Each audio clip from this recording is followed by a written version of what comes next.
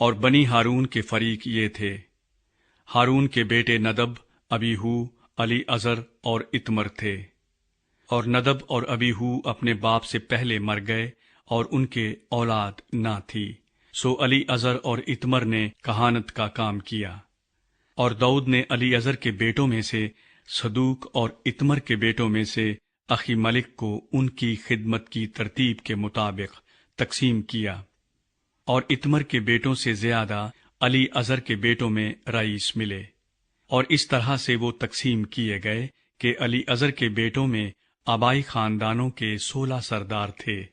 اور اتمر کے بیٹوں میں سے آبائی خاندانوں کے مطابق 8۔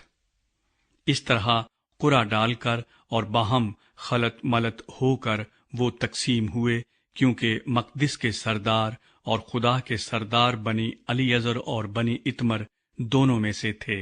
اور نتنییل منشی کے بیٹے سمایا نے، جو لاویوں میں سے تھا، ان کے ناموں کو بادشاہ اور امیروں اور صدوق کاہن اور اخی ملک بن ابیاتر اور کاہنوں اور لاویوں کے آبائی خاندانوں کے سرداروں کے سامنے لکھا۔ جب علی عزر کا ایک آبائی خاندان لیا گیا تو اتمر کا بھی ایک آبائی خاندان لیا گیا۔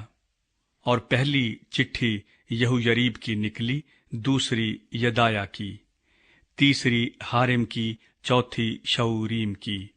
پانچویں ملکیہ کی، چھٹی میامین کی، ساتویں حکوز کی، آٹھویں ابیا کی،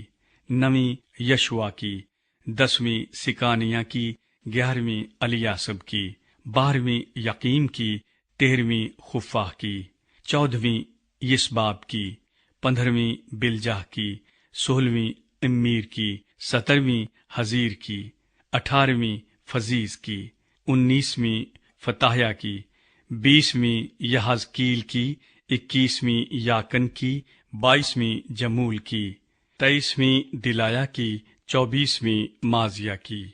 یہ ان کی خدمت کی ترتیب تھی تاکہ وہ خداوند کے گھر میں اس قانون کے مطابق آئیں جو ان کو ان کے باپ ہارون کی معرفت ویسا ہی ملا جیسا خداوند اسرائیل کے خدا نے اسے حکم کیا تھا۔